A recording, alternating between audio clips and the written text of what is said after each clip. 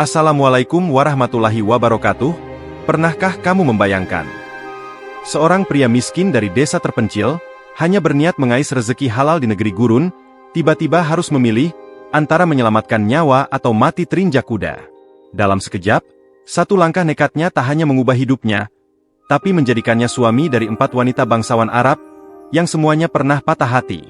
Air mata, rasa malu, dan cinta, bercampur dalam satu takdir yang tak pernah ia minta. Namun sebelumnya, dukung channel ini dengan menekan tombol subscribe terlebih dahulu dan tinggalkan komentar dengan menuliskan keinginanmu di kolom komentar, agar kita doakan bersama. Namanya Riyad. Usianya 22 tahun. Tubuhnya kurus, kulitnya legam karena matahari, dan logat Jawanya masih kental. Ia merantau ke Arab Saudi lewat jalur resmi, bekerja menjaga kandang kuda milik keluarga bangsawan yang tinggal di pinggiran kota Riyadh. Hari-harinya ia lalui dengan sabar. Membersihkan kandang, memandikan kuda, memberi makan, dan kadang memandangi langit sore sambil berkata dalam hati, "Ya Allah, jauhkan aku dari fitnah dunia dan dekatkan aku pada rezeki yang halal." Hingga suatu sore, takdir pun datang dengan cara yang tak terduga. Sore itu, matahari bersinar redup di balik pasir gurun. Riyad tengah memandikan seekor kuda jantan berwarna hitam pekat. Tiba-tiba, seekor kuda dari kandang sebelah mengamuk. Tali pengikatnya terlepas. Kuda itu melompat liar dan berlari ke arah pagar terbuka, menuju jalur terbuka ke taman belakang. Dari kejauhan, terdengar suara perempuan berteriak, "Ah!" Riyad langsung menoleh. Seorang wanita bercadar hitam terjatuh di tanah, tepat di jalur kuda yang sedang berlari kencang. Debu mengepul. Suara derap kaki kuda makin dekat. Tanpa pikir panjang, Riyad berlari sekencang-kencangnya. Hanya hitungan detik, ia lompat ke arah wanita itu dan menarik tubuhnya menjauh dari jalur kuda. Mereka terhempas ke pasir. Kuda lewat hanya sejengkal dari kepala mereka. Wanita itu terisak dan gemetar. Riyad dengan nafas terengah menatapnya, memastikan ia tak terluka. "Anda tidak apa-apa, Uhti?" ucap Riyad perlahan. Wanita itu memandang Riyad dari balik cadarnya. Matanya bening, memancarkan ketakutan dan rasa syukur yang dalam. "Anta siapa?" bisiknya pelan. "Saya Riyad, penjaga kandang di sini," jawabnya. Wanita itu tidak menjawab, tapi sorot matanya berubah. Seolah dia sedang melihat seseorang yang baru saja menyelamatkan bukan hanya nyawanya, tapi juga hidupnya. Riyad membantunya berdiri. Seorang pengawal datang terburu-buru dan segera membawa sang wanita pergi. Namun sebelum ia pergi, wanita itu menoleh lama, lalu mengangguk kecil. Semenjak hari itu, hidup Riyad tak pernah lagi sama. Beberapa hari setelah insiden di kandang, Riyad kembali menjalani rutinitas seperti biasa. Ia menyapu halaman kandang, menyisir ekor kuda, dan sesekali bersandar di pagar bambu sambil memandangi langit gurun yang luas dan kosong. Tapi hatinya resah. Tatapan mata wanita bercadar itu tak bisa hilang dari ingatannya. "Kenapa dia melihatku seperti itu?" gumamnya. Sampai suatu pagi, sebuah mobil mewah berwarna hitam menggelinding masuk ke halaman peternakan. Seorang pria bersorban putih keluar, lalu disusul 4 wanita bercadar hitam. Riyad mengenali salah satunya. Itu dia, wanita yang ia tolong. Pengurus peternakan memanggil Riyad dan berkata, "Engkau dipanggil ke dalam rumah utama. Tamu-tamu ini mencarimu." Dengan gugup, Riyad membersihkan tangannya dan berjalan ke ruang tamu. Di dalam, suasananya tenang. Aroma gaharu memenuhi udara. Para wanita itu duduk anggun di sofa. Yang pertama bicara adalah wanita yang ia selamatkan. "Namaku Laila binti Hamad," ucapnya lembut. "Aku ingin berterima kasih." Riyad menunduk hormat. "Maafkan saya hanya menjalankan tugas." Laila menoleh ke saudari-saudarinya. "Ini adik-adikku, Salma, Yasmin, dan Rania. Kami tinggal bersama sejak para suami kami wafat." Mata mereka saling menatap dalam diam yang canggung. Namun ada ketulusan di wajah-wajah itu. Riyad tak tahu harus menjawab apa. Kemudian Salma bertanya, "Apa kamu bisa melatih kuda betina? Kami ingin kembali menunggang kuda, tapi butuh seseorang yang sabar dan bisa dipercaya." Riyad mengangguk, "Insya Allah saya siap, Sayyidati." Mulai hari itu, keempat wanita itu mulai datang secara rutin ke kandang. Laila paling sering mengobrol dengan Riyad, menanyakan asal-usulnya, keluarganya di Indonesia, dan mengapa ia memilih pekerjaan ini. Aku hanya ingin cari rezeki halal, jawab Riyad suatu hari sambil menyisir rambut kuda. Dan kamu sudah menemukannya, bisik Laila pelan. Mungkin bukan cuma rezeki, tapi juga takdir. Sore itu, angin gurun membawa aroma bunga dari taman. Riyad melihat Laila menatapnya lebih lama dari biasanya. Dan saat dia pergi, dia tinggalkan sesuatu di atas tempat makan kuda. Sebuah sapu tangan halus dengan sulaman huruf Arab, Al-Kolbu Yahlumu Bil Amin. Hati bermimpi tentang ketenangan. Dan hari-hari berikutnya membawa perubahan besar, yang tak pernah ia bayangkan sebelumnya. Petang menjelang ketika Riyad menyelesaikan tugas terakhirnya hari itu. Ia menutup pintu kandang dan bersandar pada pagar kayu tua yang sudah mulai lapuk. Gurun tampak tenang, namun batinnya mulai tak tenang. Laila makin sering datang sendiri. Ia duduk di bangku kecil dekat kandang, membawa teh hangat dan sesekali membawakan kurma. Tehnya untukmu, Riyad. Hari ini panas sekali. Jazakillahu khair, Sayyidati, jawab Riyad sambil menunduk sopan. Perbincangan mereka makin lama makin akrab. Tak lagi tentang kuda, tapi tentang hidup, kehilangan, dan keinginan terdalam dalam hati manusia. Riyad yang tadinya pendiam, mulai membuka diri. Kadang saya berpikir, untuk apa saya jauh-jauh ke negeri orang, kalau hati saya tetap sepi. Kamu tidak sepi, Riyad, jawab Laila perlahan. Kamu hanya belum menemukan tempat yang tepat untuk berlabuh. Suatu malam, Laila datang lebih awal dari biasanya. Kali ini tanpa pengawal, hanya ditemani angin gurun dan cahaya bulan yang pucat. Ia mengenakan abaya hitam dengan renda emas di lengan. Riyad sempat terdiam melihat kehadirannya. Laila, kenapa kesini malam-malam? Aku ingin bicara, bukan sebagai majikan, tapi sebagai perempuan yang pernah jatuh, dan kini ingin berdiri lagi. Riyad bingung. Laila menatap dalam. Riyad, aku ingin menikah. Dan aku ingin itu bersamamu. Ucapan itu menghantam Riyad seperti petir. Ia menunduk, tak mampu berkata. Saya hanya penjaga kandang, Laila. Suaranya bergetar. Saya tak punya apa-apa. Saya bukan siapa-siapa. Laila tersenyum. Aku pernah punya segalanya, tapi tetap kehilangan. Aku tidak butuh harta. Aku hanya ingin ketulusan. Dan kamu telah menunjukkannya, sejak hari itu, saat kau menyelamatkanku. Riyad terdiam lama. Lalu ia menghela nafas. Kalau ini kehendak Allah, saya siap. Beberapa hari kemudian, pernikahan mereka dilangsungkan secara syar'i. Tanpa pesta besar, hanya ijab kabul di halaman belakang rumah keluarga Laila, diiringi zikir dan air mata haru. Riyad mengenakan gamis putih sederhana. Laila, meski bercadar, terlihat anggun dan tenang di sisinya. Namun malam pertama sebagai suami istri justru membawa kejutan lain. Setelah akad, saat Riyad hendak masuk kamar, datang Salma. Wajahnya tenang, tapi sorot matanya dalam. Riyad, aku ingin bicara. Aku juga ingin seperti Laila. Aku juga ingin menjadi istrimu. Riyad membeku di tempat. Detak jantungnya menggema seperti derap kaki kuda di gurun. Hari itu, ia baru menyadari bahwa takdirnya belum selesai. Ia bukan hanya suami Laila, tapi akan menjadi bagian dari sesuatu yang lebih besar dari yang bisa ia bayangkan. Riyad duduk di serambi rumah, memandangi cahaya bulan yang redup memantul di atas pasir. Di dalam kamar, Laila tengah mempersiapkan sajadah untuk salat Isya mereka. Namun pikirannya tidak bisa tenang sejak Salma menyampaikan keinginannya malam tadi. Ya Allah, apakah aku pantas menerima ini semua? Keesokan paginya, Salma datang bersama Yasmin dan Rania. Wajah mereka semua tertutup cadar, namun sorot mata mereka membawa keteguhan yang mengejutkan Riyad. Salma sudah bicara denganku, ujar Laila tenang, sambil duduk di antara mereka. Dan aku tidak menolak. Bahkan aku yang menyuruhnya menyampaikan keinginannya. Riyad terkejut. Tapi, mengapa? Bukankah ini akan melukai perasaan kalian? Yasmin menjawab, kami sudah terlalu sering disakiti, Riyad. Kehilangan suami, perlakuan keluarga yang tidak adil, dan kesepian, tapi bersamamu, ada harapan. Bukan karena hartamu, tapi karena jiwamu. Rania melanjutkan, dan kami bukan musuh. Kami saudari. Kami tidak ingin bertengkar karena cinta. Lebih baik kami berbagi, daripada saling membenci. Riyad memejamkan mata, berusaha mengendalikan air matanya. Hatinya gemetar. Ia tak pernah membayangkan, seorang pria sederhana sepertinya bisa mendapat kehormatan seperti ini.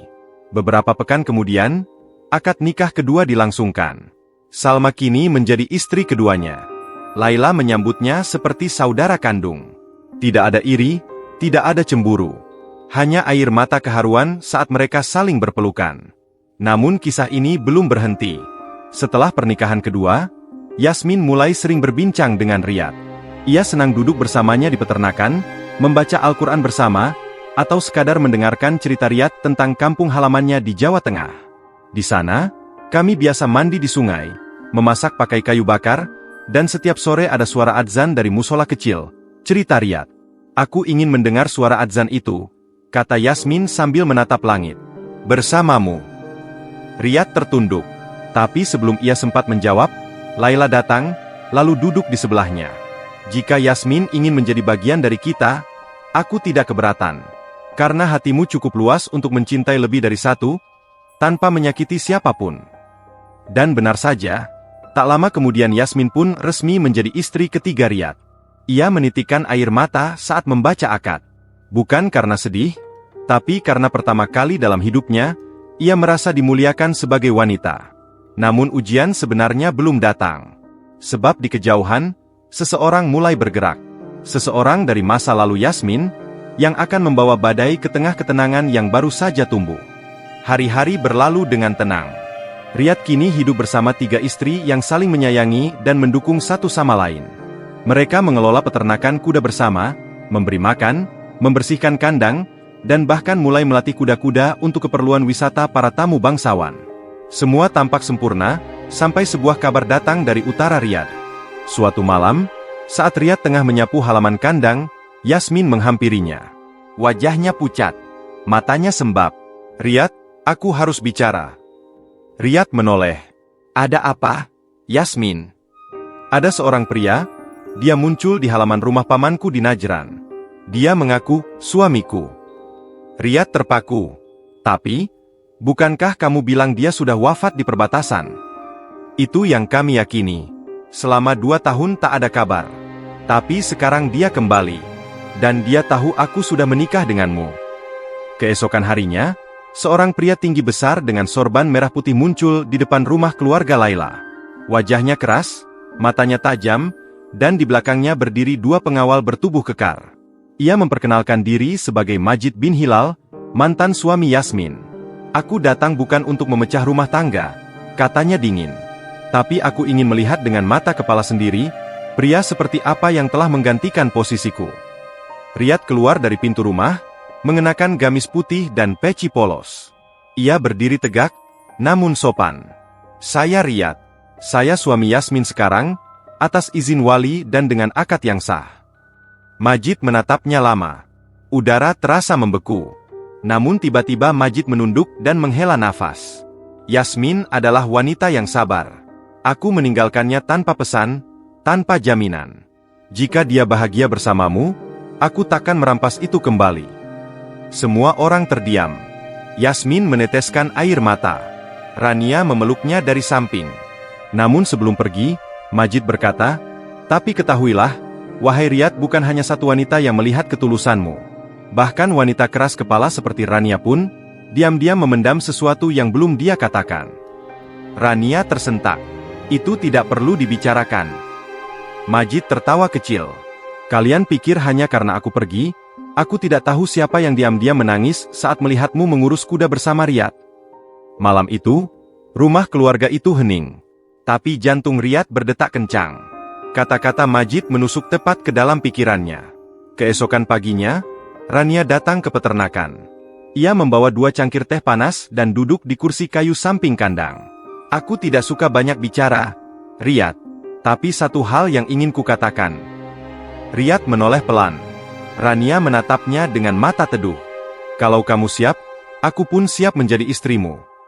Angin gurun berhembus lembut, membawa harum kayu gaharu dari dapur belakang.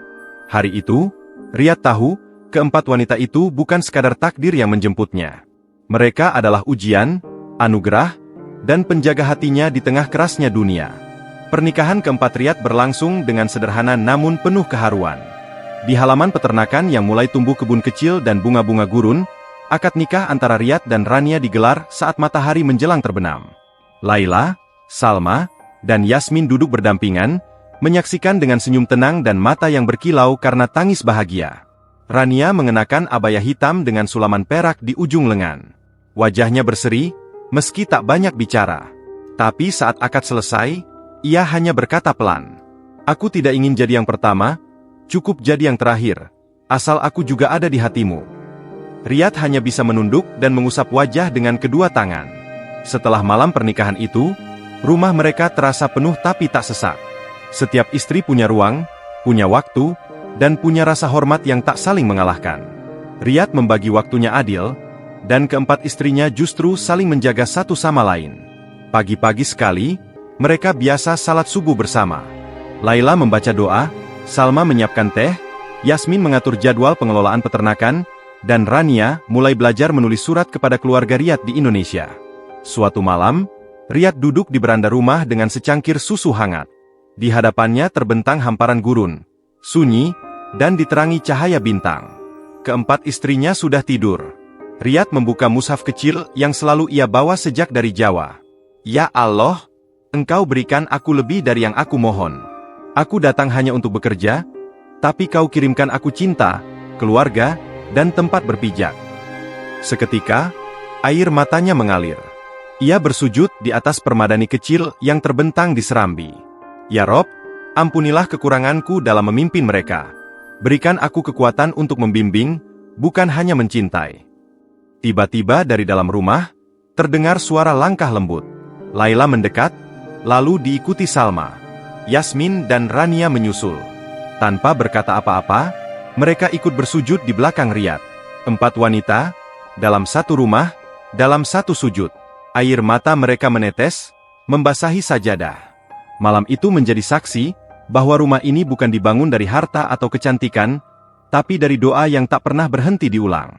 Dan di tengah gurun yang sunyi, rumah sederhana itu berubah menjadi istana, istana dari hati-hati yang disatukan oleh cinta karena Allah. Namun hidup tak berhenti di sini, sebab ujian hidup selalu datang tanpa permisi. Dan cinta pun akan selalu diuji, bukan untuk dipatahkan, tapi untuk diperkuat. Musim dingin datang lebih cepat tahun itu. Angin gurun yang biasanya hangat kini terasa menggigit. Pasir mengeras, dan malam menjadi lebih sunyi dari biasanya. Namun rumah Riyad justru semakin hangat. Keempat istrinya kini tak hanya menjadi pendamping hidup, tapi juga sahabat sejati satu sama lain. Pagi itu, Riyad duduk di tepi kandang sambil menyisir bulu kuda betina. Di tangannya ada surat dari Indonesia. Ibunya menulis bahwa sawah mereka sudah dijual, dan adiknya akan segera menikah. Riyad menatap surat itu lama. Laila datang dari arah dapur dengan semangkuk bubur gandum hangat. "Riyad, pulanglah sebentar," ucapnya lembut. "Temui ibumu. Kami akan menjaga rumah ini." Riyad mengangguk, matanya sembab menahan haru. "Kalau aku pergi, kalian akan baik-baik saja?" Salma menyusul masuk, tersenyum. "Kamu tidak pernah benar-benar pergi. Hati kami sudah bersatu. Kami hanya akan menunggumu kembali, dengan rindu." Beberapa minggu kemudian, Riyad terbang ke Indonesia. Ia menjemput ibunya yang sudah renta, lalu kembali bersamanya ke Arab Saudi. Sang ibu menangis saat melihat menantunya bukan 1, tapi 4. Namun tangis itu berubah menjadi tawa saat mereka semua memeluknya, mencium tangannya, dan memperlakukannya seperti ratu. Hari-hari berlalu. Riyad kembali ke rutinitasnya. Tapi kali ini dengan semangat yang berbeda. Ia tak hanya menjadi suami, atau penjaga kandang. Ia menjadi pemimpin keluarga, pembina majelis kecil yang mereka adakan tiap malam, dan pengajar bagi anak-anak pekerja lain yang tinggal di sekitar peternakan. Rania, yang tadinya paling tertutup, kini menjadi penyair. Ia menulis puisi tentang Riyad dalam bahasa Arab yang indah. Yasmin mulai mendalami ilmu fikih dan mengajar ibu-ibu setempat. Salma membuka dapur umum untuk para musafir miskin yang lewat.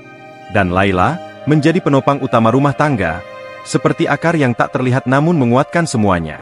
Suatu malam, Riyad memandangi langit gurun yang bertabur bintang. Di sampingnya, Keempat istrinya duduk bersandar di bawah tenda kecil. Dulu aku hanya datang untuk menjaga kuda, ucap Riyad pelan. Tapi ternyata, Allah menjagaku lewat kalian. Keempat wanita itu tersenyum. Tak ada kata, hanya tangan yang saling menggenggam, dan mata yang basah oleh syukur. Langit malam tetap sunyi. Namun bagi Riyad, dunia tak lagi terasa sepi. Setiap manusia memiliki jalan hidup yang telah digariskan oleh Allah. Namun, bagaimana kita melangkah di jalan itu, dengan niat dan ketulusan seperti apa, itulah yang menentukan akhir dari kisah kita. Riyad adalah potret dari seorang lelaki biasa, yang memulai hidupnya dari bawah. Ia bukan orang kaya, bukan juga seorang alim besar atau pemuka masyarakat. Ia hanyalah pemuda desa yang berani merantau demi mencari rezeki halal di negeri orang. Tapi justru dari kesederhanaannya itu, Allah bukakan jalan kemuliaan yang tak disangka-sangka. Hikmah pertama yang bisa kita petik adalah keikhlasan dalam bekerja. Riyad menjalankan tugasnya dengan penuh tanggung jawab dan adab. Ia merawat kuda dengan sabar, membersihkan kandang tanpa mengeluh, dan tetap menjaga lisan serta akhlaknya meski berada di lingkungan asing. Banyak dari kita ingin hasil besar, tapi melupakan pentingnya kerja kecil yang dilakukan dengan ikhlas. Dari ikhlas itu, keberkahan tumbuh.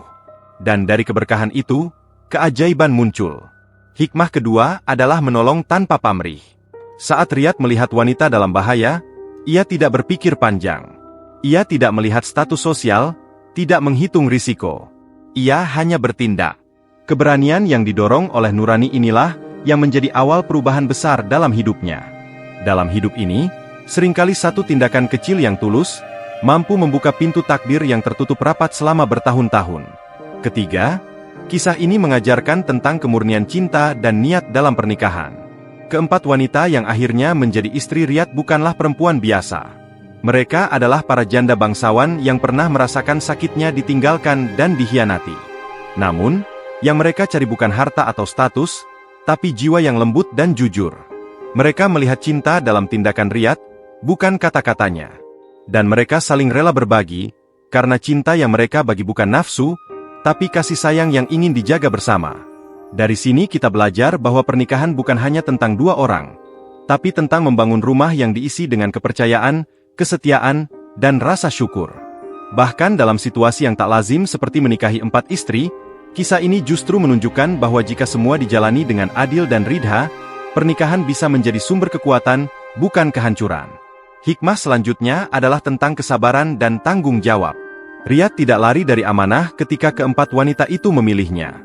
Ia tidak mencari alasan untuk menolak, tapi justru memperbanyak doa dan usaha agar bisa membimbing mereka dengan baik. Dalam hidup ini, seringkali kita diuji bukan dengan kesusahan, tapi dengan kelebihan.